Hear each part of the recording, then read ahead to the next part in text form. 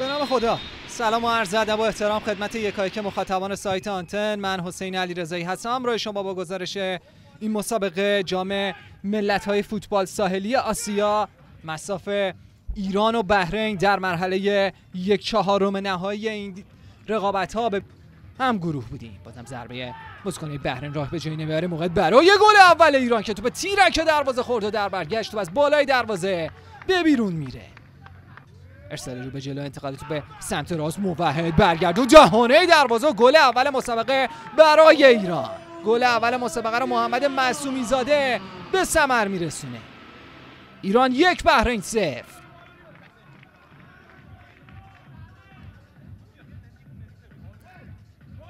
تماشا کنیم هم گل اول بازی رو. برگردون موحد و دهانه دروازه و دروازه خالی که معصومی زاده باز میکنه. 3 ضرب توپو راهی دروازه بحرین کردن. ایران 1 بحرین 3. احمد عبدالرسول در قاب دروازه بحرینیا. میرجلیلی ضربهشو میزنه که خطرناکم بود. توپش از کنار دروازه به بیرون رفت. موحد تک ضرب کار کردن، قشنگ کار میکنن بچهای ما. چه گلی میزنه علی میرشکاری. کنترل عالی و یه ضربه بی‌نظیر رو راهی دروازه بحرین کرد. ایران 2 بحرین 0.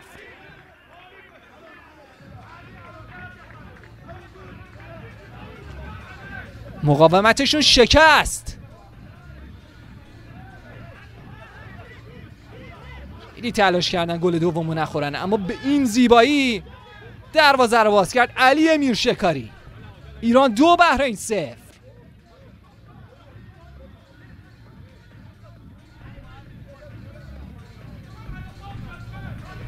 همون مسیر رو برمیگردونه امیری برای میرجلیلی. واسه رو به جلو، امیری میبره بازی رو به سمت راست. میخواد بازم برای ایران و علی میرشکاری.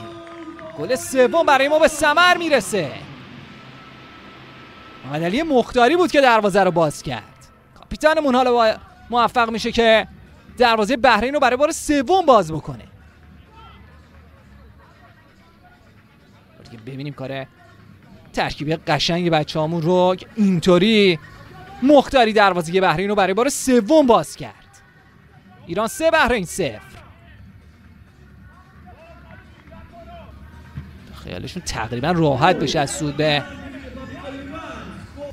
ایران و بحرین. برتری 3-0 ما در وقت اول باعث شد تا خیلی راحت تری به ادامه این مسابقه. مختاری برگردون به سمت دروازه بحرین. ضربه‌ای که زد دوره قبلی بود که تونستیم پیروزی مقابل ژاپن عنوان قهرمان رو به دست بیاریم. این ضربه به سمت دروازه که از بالای دروازه به شکل خطرناکی به بیرون رفت.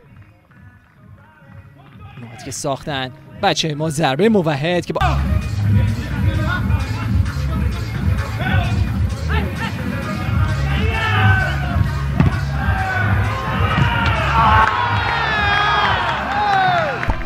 گل 4 برای ما درون دروازه بحرین قرار میگیره.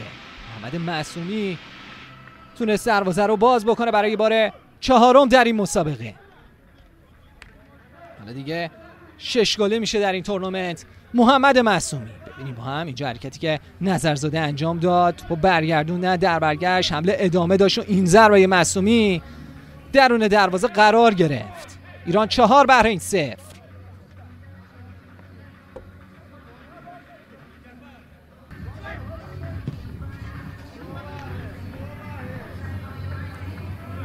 انتقالات به سمت راست، میرشکاری تک ضرب کار میکنه. موحد این ضربه به سمت دروازه که در اختیار عبدالرسول توپ.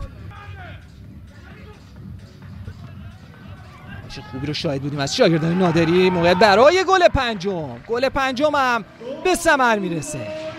سید علی ناظم موفق شد که 5مین گل رو به بحرین توی این مسابقه بزنه. شماره 5 ما گل 5 رو برای ایران به ثمر رسوند.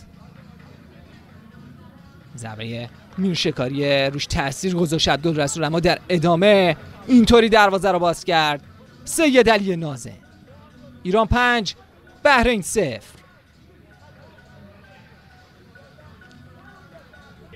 پاسکاری قشنگ بچه ما، نظم تیمی خوبی رو داشتیم. این ضربه به سمت دروازه، موقعیت برای زدن گل بعدی هستش که داشت اشتباه میکرد اونجا محمد حمید، اما خودش میره در نهایت توپو برخورد رخ داد، خطا به سود ما و به روی میرشکاری گرفته میشه. محمد ابراهیم هم یه کارت زرد از آور دریافت میکنه.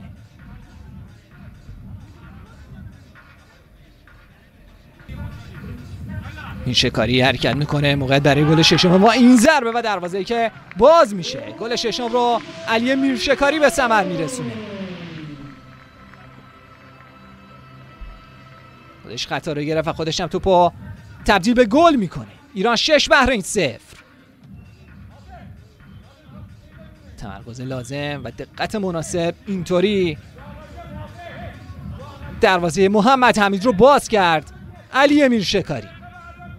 ایران 6 بحرین 0.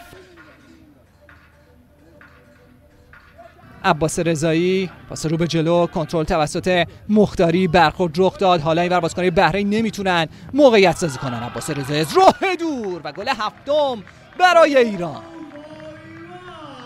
حالا دیگه قرار بحرین به دست ایرانی‌ها تو این مرحله 2 رقمی بشه انگار. فعلا 7 تاش رو دریافت کردن. ایران 7 بحرین 0.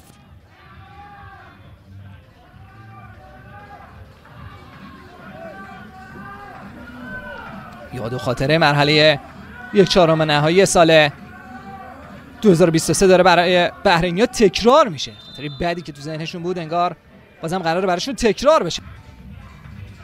احمد عبدالرسول در کنار محمد حمید 7 گل رو دریافت کردن توی این مسابقه. پیرامون میزنه و گل 8م. گل 8م برای ایران توسط سعید پیرامون به ثمر میرسه.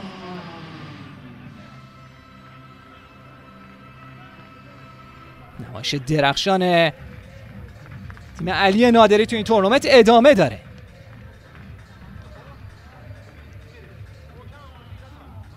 ضربه‌ای که سعید پیرامون زد تا دروازه بحرین برای بار 8م در این مسابقه باز بشه. ایران 8 بحرین 0.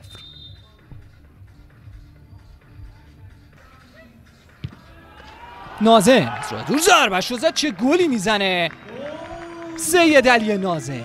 یه بار دیگه موفق میشه توی این مسابقه گلزنی کنه نازم برای تیم کشورمون. این بار یه گل زیبا رو به ثمر میرسونه. ببینیم هم پاس داستان اوورد رو پای راست و اینطوری ضربه خودش رو زد و توپش به هدف نشست. گل 9 برای ایران به ثبت برسه در این مسابقه. ایران 9 بحرین 0.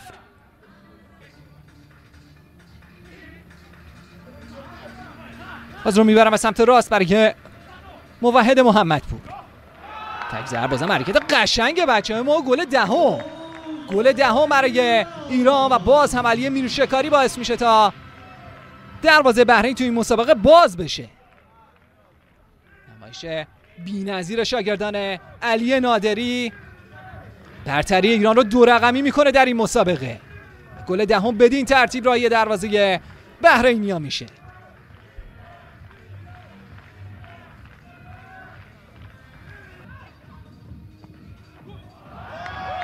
اونجا دیگه خودش گل به خودی میزنه. حالا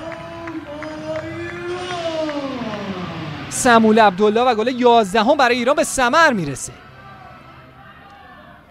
گل 11 برای ایران روی اشتباه سمول عبدالله. خودش توپو بیرون زد و تو بعد از برخورد به خودش درون دروازه بحرین بدین ترتیب قرار میگیره. دفاع اشتباه باعث شد دروازه بحرین برای بار 11 در این مسابقه باز بشه. انتقال تو به سمت چپ، حرکت رو به جلوی بچه ما، این ضربه به سمت دروازه. احمد عبدالرسول این بار باید بزنه.